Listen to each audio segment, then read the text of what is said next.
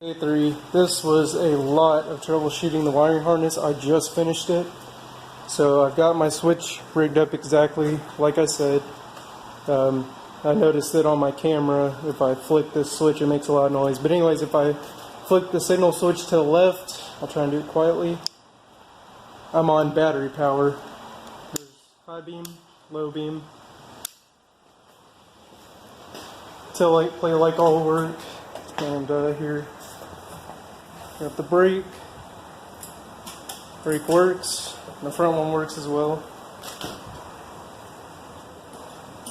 So both brake switches work. So this thing is freaking ready. And I figured out the bike side of the power I've already tested. Unfortunately, I'm not going to do it on video. Just take my word for it, it works.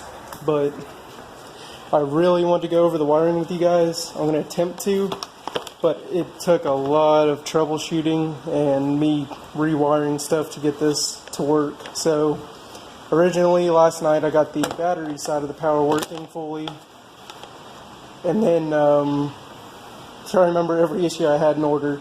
The first one was when I'd switch to high beam, my tail light wouldn't work with the switches, like it wasn't working. So I figured out that I wired it basically to the column. So I'm using this bar switch basically as an open loop system, exactly like the brake switches are wired. It only carries the positive signal.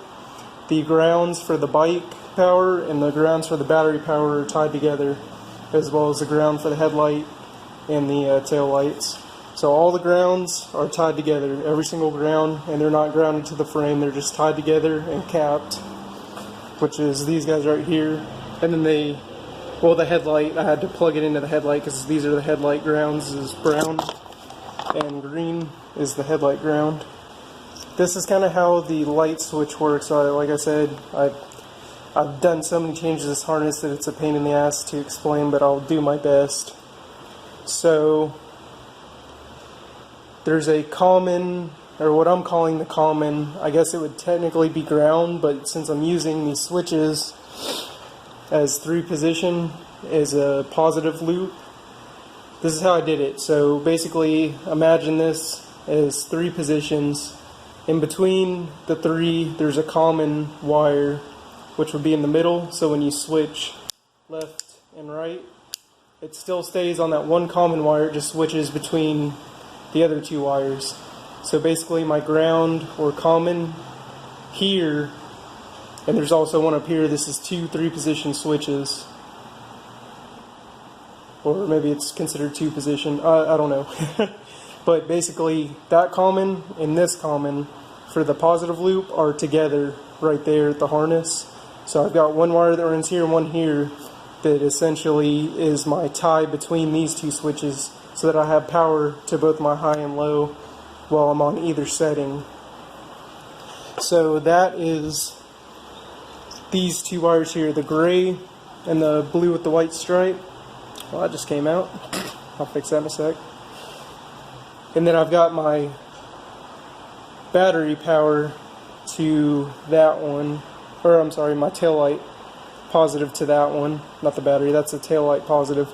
So that way, no matter what position I put the switch in on the high and low side, I have power to my tail for the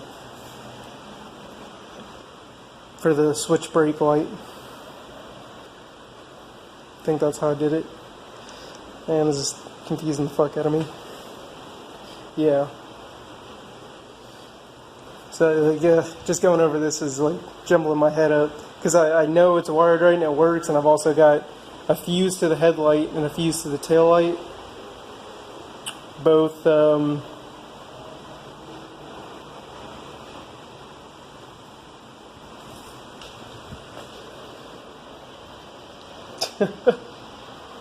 don't even know how to explain this.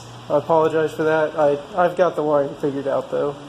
So there's really no way I could run and explain this to you how I did it, but I fucking did it. It took a lot of troubleshooting. So that's all you need to know. So it's got the separate systems for the battery power, which is full loss, and then the bike power when I cut it over. After my failed attempt at explaining my wiring. This is what I'm left over with. This is the full battery and bike's power harness. I tried to I could have cleaned it up a little more to where it was a little shorter and I didn't have so much slack, but it should be fine once it's behind the headlight. It's going to sit right here. It's not bumping into anything. It's not catching anywhere when I turn. So that's just how it's going to stay for now. I'm pretty happy with it, to be honest. It doesn't look that clean, but I mean, the headlight's going to sit over it. I've got access to both fuses right here easily for the headlight and tail light. And these exposed connectors are just the ones for the headlights. I've got my headlight ground, or technically all the grounds, and then my headlight high and my headlight low beam, or vice versa actually, sorry. The low beam was white, high beam's blue, which matches up with the headlight. I've still got to fix this connector on the headlight real quick though for the ground, but otherwise that's it. Let me get the headlight on there and I'll take video. This will be the last of the build video for temporary. I've got the bike all back together. Lighting works, runs off the bike's power and the battery. It's all working. I wanted to just show a little bit more of the wiring process, but as you can see in the previous video or section of video that I just got too frustrated to try and even explain it. I really haven't done anything else to it besides like put the headlight and all that on.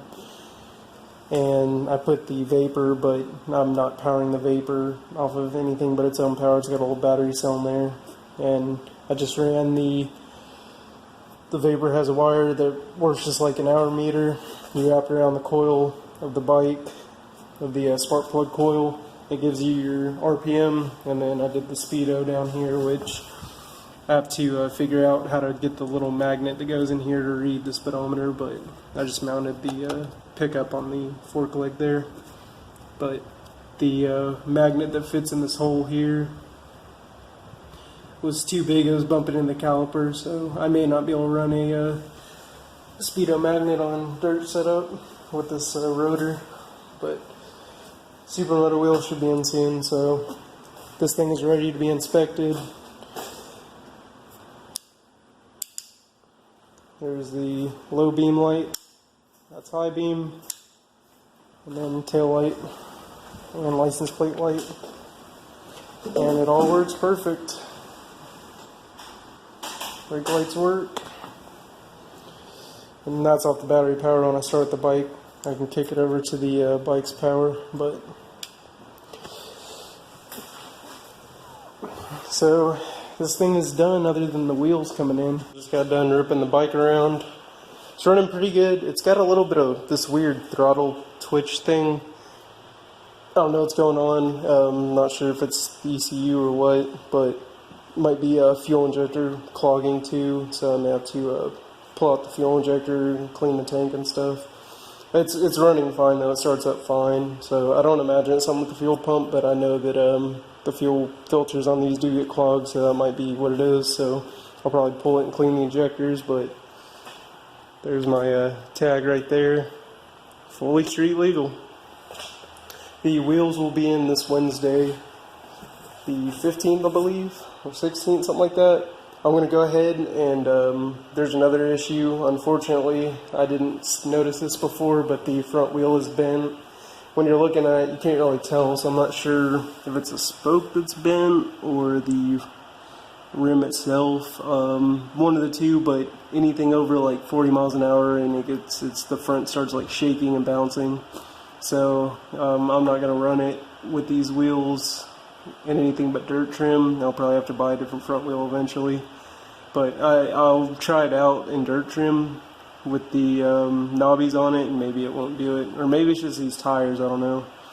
Might be just the tires with the bead locks on the road. I'm not sure, but whatever it is, I'm just going to go ahead and pull the wheels, because that way it'll be ready for SM trim as soon as it comes in. But, yep. That's it, boys. That's a wrap. Other than me throwing on the wheels, I may video that, but it's not hard to throw on wheels. Hopefully, you know how to at least pull your wheels if you're watching this. But that's it, boys. That's how you SM a KX450. Alright, guys. The complete SM wheel kit has come in for my bike. Looks pretty damn good. Looks right on par with the DNAs and Warp 9s. I paid like $8.50, I believe, for this complete kit. Comes with a 44 tooth rear sprocket. I wanted to do a 42, but 44 was the lowest they had, so I agreed to that. 320 big brake rotor. And here's the adapter for the 320 rotor. Both front and rear spacers and seals. And then the rear brake rotor, and then the wheels. The wheels look pretty good. There's a few, felt a few little like jagged edges inside. Not terrible, but enough to kind of catch my fingernail. So I'm just gonna run some electrical tape around these edges, and then some probably strong duct tape around the middle here for temporary. Because I don't know anyone that stocks rim tape. Next time I do a tire change, I'll order some actual rubber rim tape for them. But I've ran duct tape before, it works fine. So I'm about to start getting these all bolted up and ready, and then I'll take video. So this build is almost at an end. I still gotta edit my other part of the videos though. I've got a lot of footage I haven't edited yet. But yep, so we're almost there. Almost complete sumo setup. My bike's already legal, so as soon as I get these on, I can go test ride it.